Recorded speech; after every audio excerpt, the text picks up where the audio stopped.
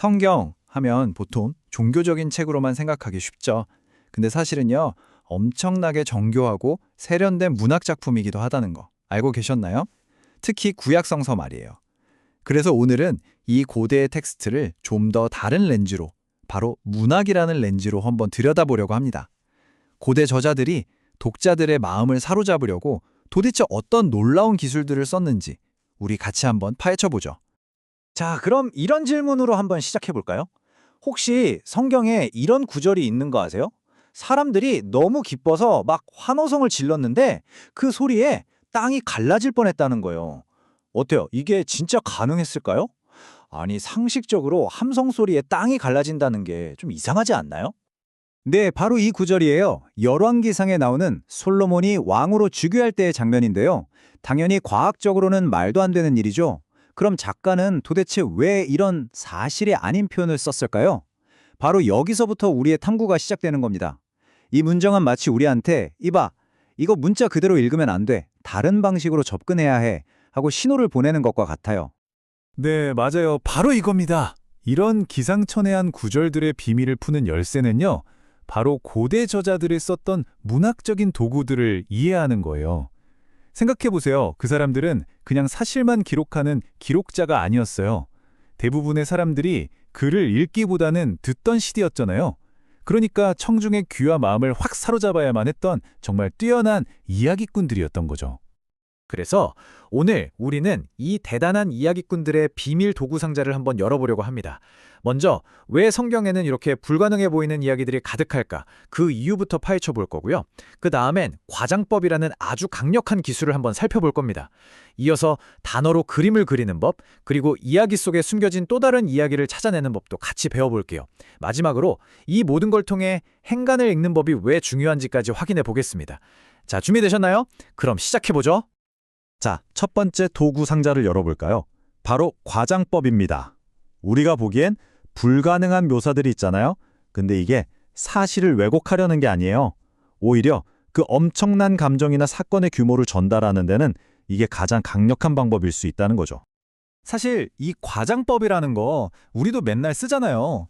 아, 배고파 죽겠다라거나 진짜 눈꽃 뜰 새 없이 바빠 이런 말이요. 진짜 죽을 것 같아서 하는 말 아니잖아요. 다들 알죠? 고대 저자들도 똑같았어요. 같은 방식으로 소통한 거죠. 특히나 글보다는 주로 입에서 입으로 이야기가 전해지던 문화에서는 이렇게 강렬한 표현이 기억하기에도 훨씬 좋았을 거예요. 보세요. 여기서 핵심은 자손이 정확히 몇 명이냐 숫자를 세는 게 아니에요. 저자가 하고 싶은 말은 도저히 셀 수 없을 만큼 많다는 거잖아요. 그 개념을 전달하려고 땅의 티끌, 하늘의 별, 바닷가의 모래, 인간이 상상할 수 있는 가장 거대한 이미지를 다 가져온 거죠. 이야, 이게 바로 과장법이 가진 엄청난 힘입니다. 군사기록 같은 데서도 이 과장법은 아주 효과적으로 쓰였어요. 적군이 메뚜기 떼처럼 몰려왔다. 이 한마디면 그 수가 얼마나 압도적이었는지 그냥 바로 와닿잖아요. 사실 이런 건 고대 이스라엘에만 있었던 것도 아니에요. 주변의 다른 고대 국가들도 자기네 왕이 얼마나 위대한지, 전투가 얼마나 대단했는지를 자랑할 때 비슷한 과장법을 써서 그 사건의 중요성을 팍팍 강조했거든요. 자, 그럼 이제 다음 도구 상자로 넘어가 볼까요? 이번에는요, 저자들이 눈에 보이지 않는 추상적인 개념들을 어떻게 구체적이고 친근한 이미지로 그려냈는지 한번 볼게요. 바로 은유와 의인화입니다. 은유, 뭐 다들 아시죠? 간단히 말해서 A는 B다라고 표현하는 거잖아요. 내 마음은 호수요 하는 것처럼요. 성경 저자들은 특히 눈에 보이지 않는 신, 하나님 같은 존재를 설명할 때 이 기법을 정말 기가 막히게 썼습니다. 한번 보세요. 시편 기자는 하나님을 뭐라고 부르냐면요. 산성, 바위, 방패, 목자, 빛 이렇게 불러요. 이 단어들을 딱 듣는 순간 어때요? 보호, 안정감, 길을 이끌어주는 느낌, 희망 이런 구체적인 이미지들이 머릿속에 확 떠오르죠. 과학적인 설명 같은 게 없던 시대에 이렇게 손에 잡힐 것 같은 이미지야말로 거대한 존재를 이해하고 또 관계를 맺는데 가장 효과적인 방법이었을 거예요. 다음은 의인화인데요. 이건 말 그대로 사람이 아닌 것에 사람의 특징을 부여하는 거예요. 생명이 없는 물건이나 아니면 국가처럼 거대한 집단을 마치 한 사람처럼 느끼게 만드는 거죠. 이렇게 하면 복잡한 관계나 개념이 훨씬 더 감정적으로 와닿게 되거든요. 이 호세아의 구절이 정말 기가 막힌 예입니다. 여기서 이스라엘은 나라 전체를 말하는 거잖아요. 그런데 마치 한 명의 아들처럼 그려져요. 그러니까 하나님과 이스라엘 민족의 관계가 딱딱한 국가 대 국가의 조약 관계가 아니라 따뜻하기도 하고 때로는 막 싸우기도 하는 그런 아버지와 아들의 개인적인 드라마가 되는 거예요. 와, 정말 강력한 표현 방식 아닌가요? 자, 이제 조금 더 수준 높은 기법으로 들어가 볼까요? 때로는요, 진짜 중요한 의미가 글자 표면 바로 아래에 꼭꼭 숨겨져 있을 때가 있어요. 아이러니와 비유, 즉 알레고리가 바로 그런 것들입니다. 극적 아이러니라는 건 뭐냐면요. 독자나 관객은 아는데 이야기 속 주인공은 모르는 상황을 만드는 거예요. 우리한테만 살짝 비밀 정보를 주는 거죠. 그렇게 되면 긴장감이 확 올라가고 이야기의 의미도 훨씬 깊어져요.